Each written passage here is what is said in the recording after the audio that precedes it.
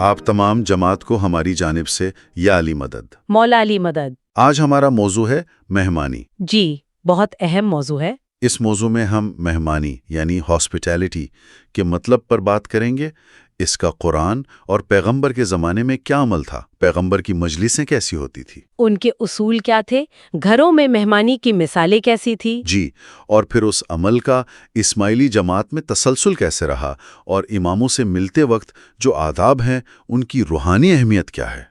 ये सब हम आज देखेंगे।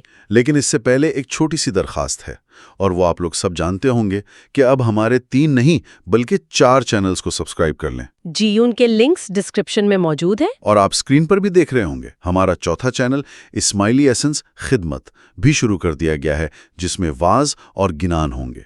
इसका लोगो भी स्क्रीन पर नजर आ रहा है। इसके अलावा इस्माइली एसेंस तालीम भी है, जिस पर बहुत खूबसूरत तस्बीहात मौजूद हैं।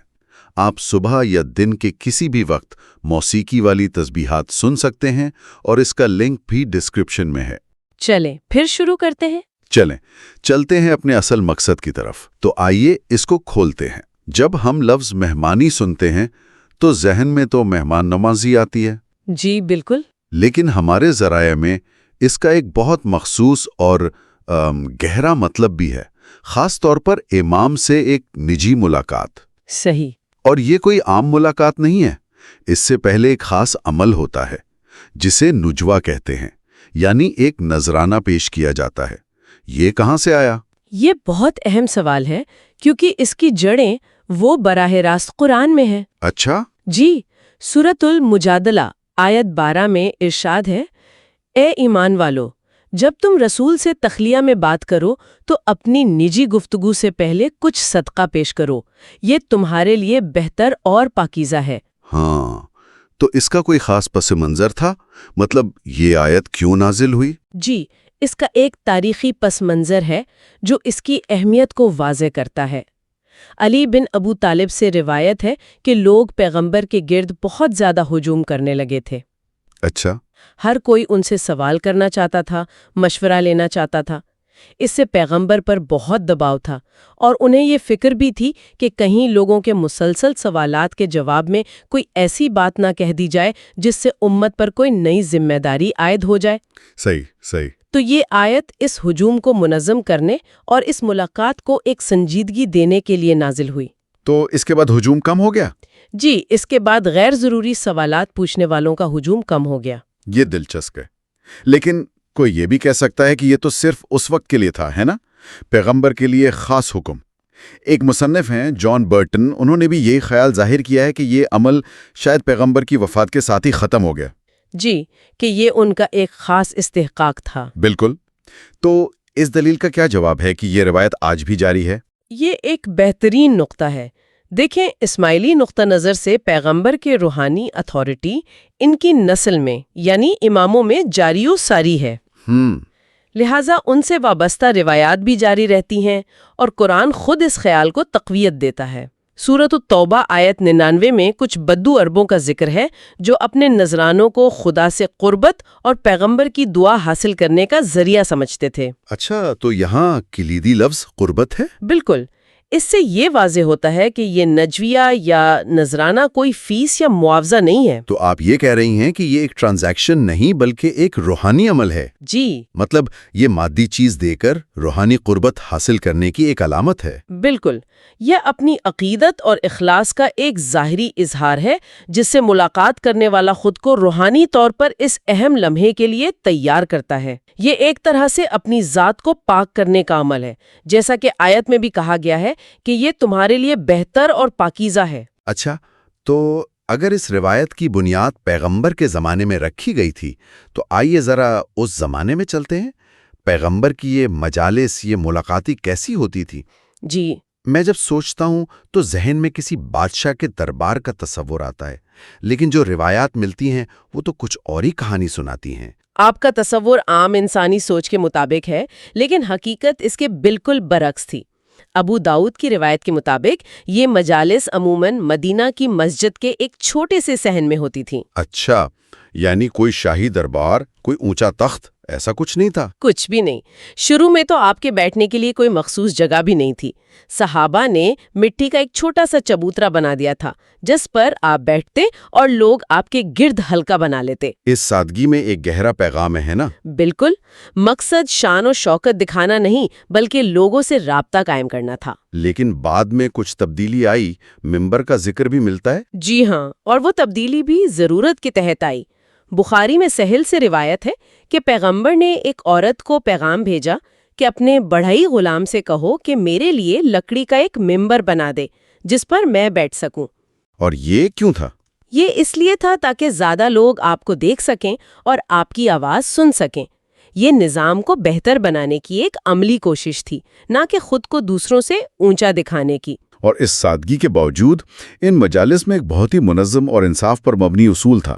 مجھے ترمذی کی وہ روایت بہت متاثر کرتی ہے جی، جس میں کہا گیا ہے کہ ہر شخص کو اس کے مرتبے کے مطابق جگہ ملتی تھی تاکہ کوئی یہ محسوس نہ کرے کہ کسی دوسرے کو اس سے زیادہ عزت دی گئی ہے۔ یہ کتنی باریک بینی ہے! یہ صرف جسمانی طور پر بٹھانا نہیں بلکہ ہر ایک کے احساسات کا خیال رکھنا ہے۔ بالکل۔ اور یہ رسائی سب کے لیے تھی۔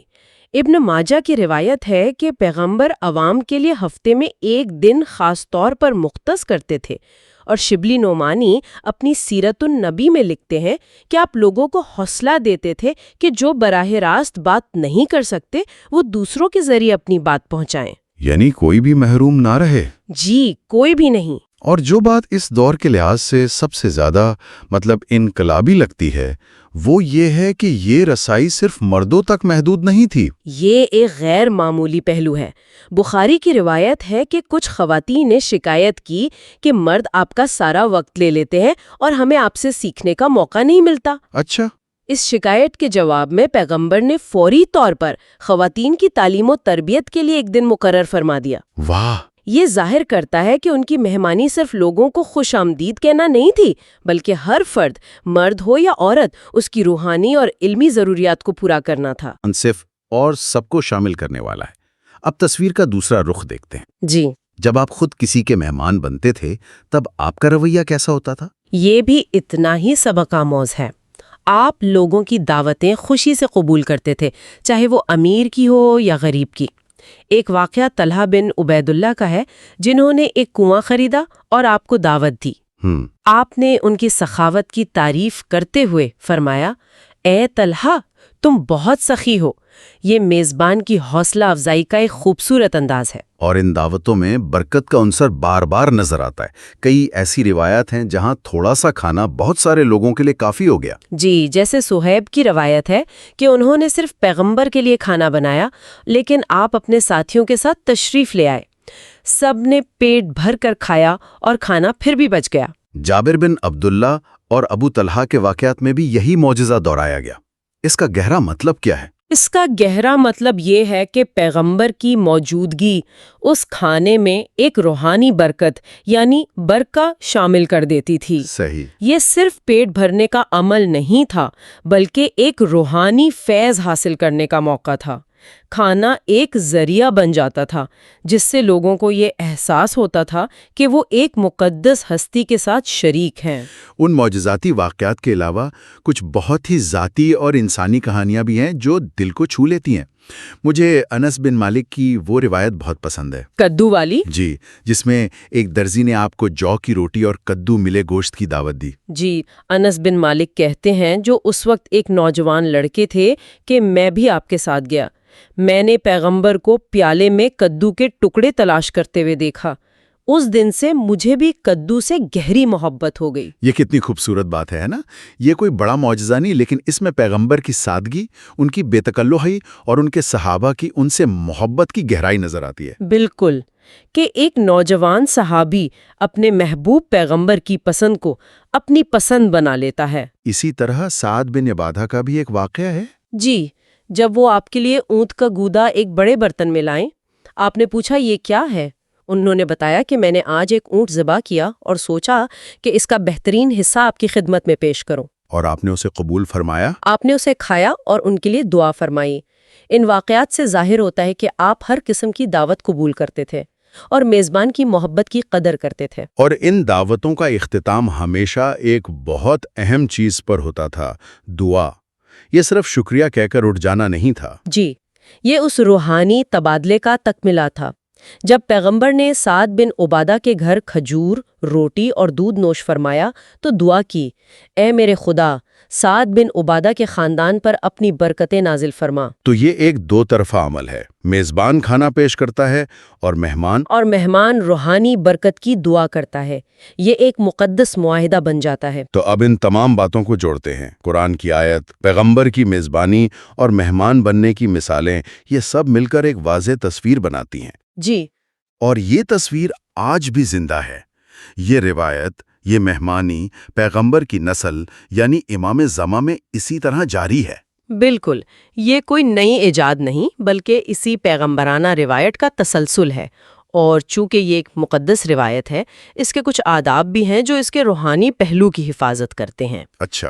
مشہور فاطمی دور کے قاضی نعمان نے اپنی کتاب الحما میں امام سے ملاقات کے ان آداب پر بہت تفصیل سے روشنی ڈالی ہے۔ انہوں نے کیا نکات بیان کیے؟ کہ ملاقات کے لیے جاتے وقت انسان کو اپنے بہترین صاف ستھرے کپڑے پہننے چاہیے، اچھی خوشبو استعمال کرنی چاہیے، اور خدا کی عطا کردہ نعمتوں کا اظہار کرنا چاہیے۔ یہاں ایک لمحے کے لیے رکتے ہیں۔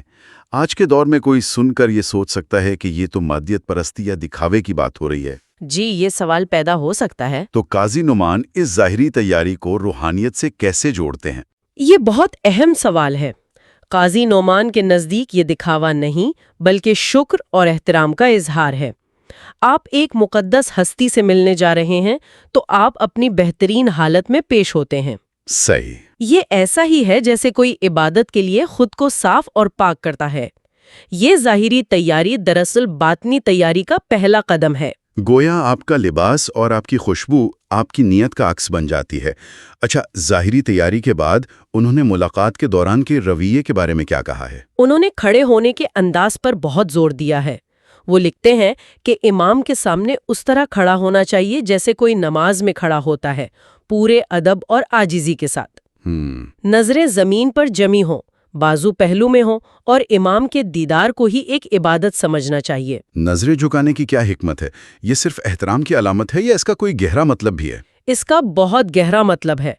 نظریں جھکانا ظاہری طور پر عاجزی کا اظہار ہے، لیکن باطنی طور پر یہ آپ کے ذہن کو خاموش کرنے کا ایک ذریعہ ہے۔ اچھا۔ جب آپ کی نظر بھٹک نہیں رہی ہوتی تو آپ کا دھیان بھی نہیں بھٹکتا۔ یہ آپ کو ظاہری دنیا سے ہٹا کر باطنی دنیا کی طرف متوجہ کرتا ہے۔ تو یہ ظاہری آداب دراصل باطنی کیفیت پیدا کرنے کے اوزار ہیں، اور گفتگو کے بارے میں کیا ہدایات ہیں؟ قاضی نعمان بہت واضح ہیں۔ صرف ضرورت پڑنے پر بات کرنی چاہیے، اور جب امام بات روک دیں تو فوراً خاموش ہو جانا چاہیے۔ صحیح۔ ان کے نزدیک امام کی گفتگو اور ان کے اشارے ایک گہرے سمندر کی مانند ہے جس میں حکمت کے موتی چھپے ہوتے ہیں۔ ان موتیوں کو حاصل کرنے کے لیے خاموشی اور توجہ کی ضرورت ہوتی ہے۔ اور جب کوئی درخواست یا التجا کرنی ہو، اس کے بارے میں بھی کوئی نصیحت ہے؟ جی، کہ نیت خالص ہونی چاہیے۔ اگر کوئی روحانی یا دنیاوی چیز مانگی جا رہی ہے تو اس کا مقصد خدا کی رضا اور اپنی اصلاح ہونا چاہیے، نہ کہ دوسروں پر برتری حاصل کرنا یا اپنی پارسائی کا دکھاوا کرنا۔ نیت کی پاکیزگی اس پورے عمل کی روح ہے۔ بالکل۔ تو آج کی اس گفتگو سے یہ بات بالکل واضح ہو گئی کہ مہمانی صرف ایک ملاقات یا دعوت کا نام نہیں ہے۔ جی، ہرگز نہیں۔ یہ گہری روحانی روایت ہے جس کی جڑیں قرآن میں ہیں، جس کی شاخیں پیغمبر کی زندگی میں پھیلی ہوئی ہیں، اور جس کا پھل آج بھی امام زمان کی موجودگی میں ہمیں مل رہا ہے۔ بالکل۔ اور سامعین کے لیے ایک آخری سوچ یہ ہے کہ ہم اکثر یہ سمجھتے ہیں کہ ہماری باطنی حالت ہمارے ظاہری اعمال کو جنم دیتی ہے۔ یعنی اگر دل میں عاجزی ہے تو رویے میں بھی نظر آئے گی۔ جی، لیکن کیا اس کا الٹ بھی ممکن ہے؟ کیا یہ ظاہری آداب جیسے صاف لباس پہننا، نظریں جھکانا یا خاموشی اختیار کرنا خود ہماری باطنی حالت پر اثر انداز ہو سکتے ہیں؟ دلچسپ سوال ہے۔ کیا جسم کا ادب روح میں عاجزی اور سیکھنے کی صلاحیت پیدا کر سکتا ہے؟ اس پر غور کرنا چاہیے۔